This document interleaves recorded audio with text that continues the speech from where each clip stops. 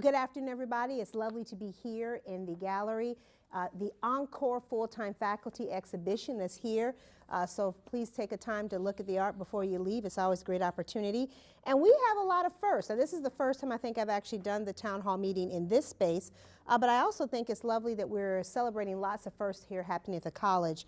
On the Rockville campus, our North Garage just opened in January, making parking easier. And then just this morning, we had the ribbon cutting for the Science West Center, which is literally one of the spaces that completes the science complex, the STEM complex on that particular campus. A 3-building, massive complex is really dedicated to STEM and helping prepare the next generation of scientists and engineers and nurses and biologists and all kinds of great things.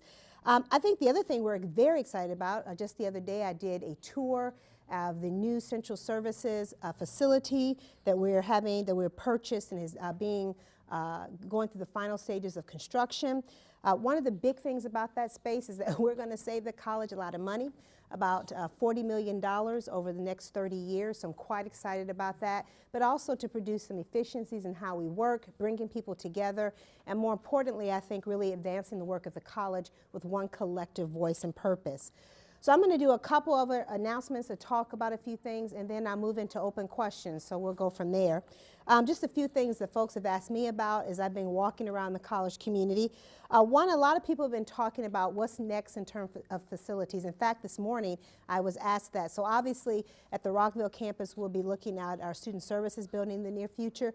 But what's really exciting right now, because we are at our Takoma Park Silver Spring campus, is that we are advocating fiercely for this particular project, our math and science building here.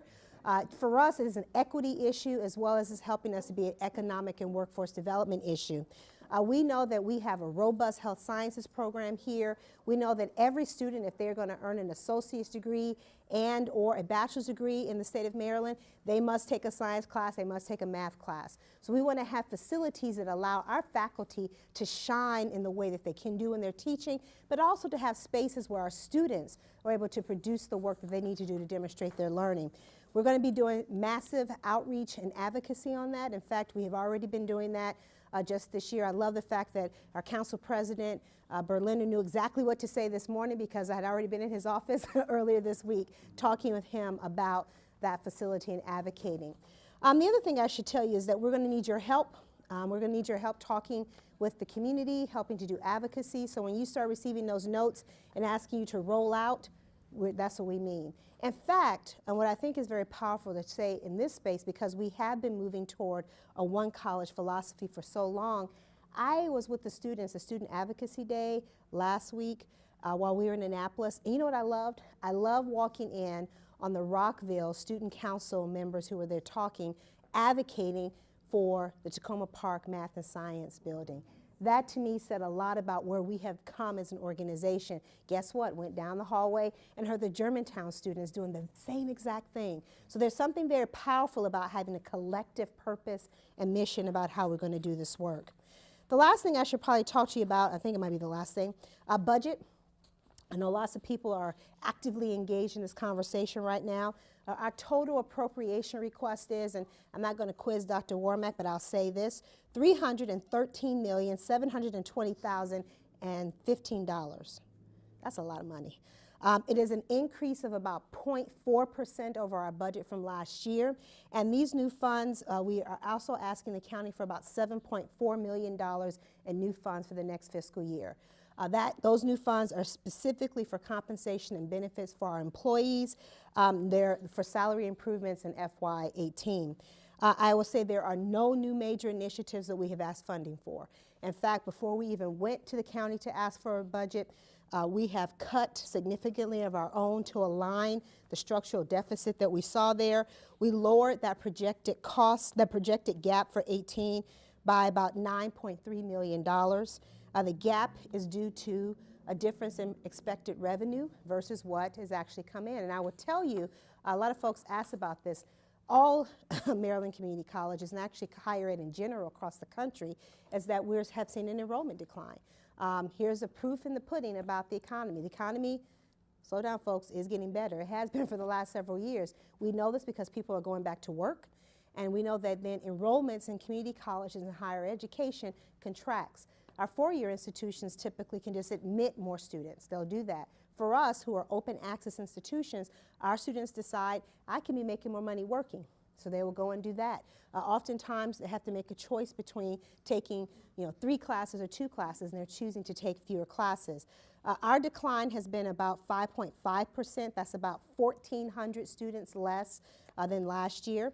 But this is also a part of our relationship and dependence on MCPS. MCPS, I won't have Dr. Lynch do an analysis of this, but it's a very complex set of algorithms they do to anticipate enrollment. The big thing to know is that MCPS had a dip in the number of students who graduated last year, actually the last 2 years, and also next year. So we're going to be working very diligently to understand that phenomenon, but also to prepare for the surge that's scheduled to start coming in FY19. So I call these our correction years because what we didn't do necessarily is contract the budget enough when we were seeing the enrollment decline start. And now it's here, so we're spending some time doing that. It's a healthy part of running a complex organization.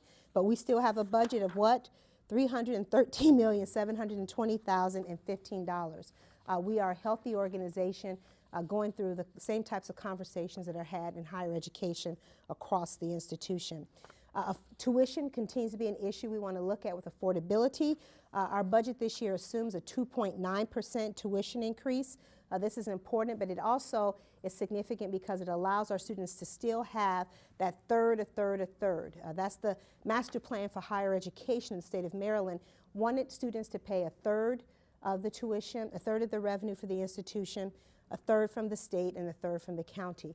So we had actually had a high, I think, in 11 of students paying about 40%. We've gotten it down to about 32.3%, which I think is an important thing to note. This budget advances our employees because, again, the only new money that we're asking for is compensation and benefits for our employees. And we're also using our own dollars to realign our work around achieving the promise, achieving the dream, enhancing scholarship funding, adding new personnel for security, and also one-time funds to advance our open educational resources. The last thing I'll say, because a lot of people have been asking about this, has been our work regarding our students who were affected by the executive order. I know that you've seen a memo that went out from me to the college community that talked about that, and then earlier this week the General Counsel also sent something out to help people be aware of some of the dynamics. We have about 6,700 international students in our credit programs here at Montgomery College. It's about 28% of our credit students. That number jumps significantly when we add our non-credit students into that. We know we have about 200 students who were affected from the countries that were in the executive order, and about 7 employees who are also in that mix. We're doing a lot of work to help reach out to them. I know our human resources area has reached out to the employees. Our international student coordinators on each campuses have reached out to the students who are impacted about that. And then our students are being our students. Here on this campus, they hosted a forum, actually 2 forums that they've had to talk about this issue. And I think it's very powerful to create spaces for people to explore them. And then the other thing is that we also have our county that we live in, our faculty council passed a resolution of support and have been very diligent in making sure that they get information to our students. And then last but not least, our county that we live in. We live in a county where our county executive and our county council, our police chief, have been very loud and proud about the fact of who we are as a community, who we intend to be as a community, and what their commitment is to not asking regarding immigration status for folks who are detained by law enforcement or have some interaction with them. And then our Attorney General just yesterday joined the 14 other states in the District of Columbia to file an amicus brief, and then he was also given authority by the legislature to be able to file suit on behalf of the state of Maryland. So there's a lot of things happening in this space, but I'm proud to live in Montgomery County. I'm proud to live in Maryland. I'm also proud to work in an institution that's dedicated to these issues and spends a lot of time thinking about how to make things happen. I think our job as a higher education sector is to be thinking about how we create space and place to talk about these issues. I have to tell you, I started this year, it was one of my personal goals, to do a series of dinner parties at my house. And I'm inviting friends from different walks of life. My table can seat 8, and there's 2 of us, me and Robin, and then 6 other people. And we're actually sitting and bringing people together to talk, because I don't think we have enough spaces in our community to talk. But where I do think we can do that and do it well is the community college. We are probably, in my mind, one of the only institutions that can really step into that space. So as a result of that, I'm launching a presidential lecture series or discussion series, and we're entitling it Civility in Action, Living the Conversation About Difference. And each month, we have, over the rest of the semester, 4 speakers who you'll be seeing more information come out about, talking about issues of policing, issues of racial reconciliation, issues of Islam and how one sees it portrayed in our community, and certainly also having a conversation around civility in politics. So it's going to be a great opportunity to interact. We'll be doing it on all 3 campuses, but more importantly, looking forward to see lots of folks come out.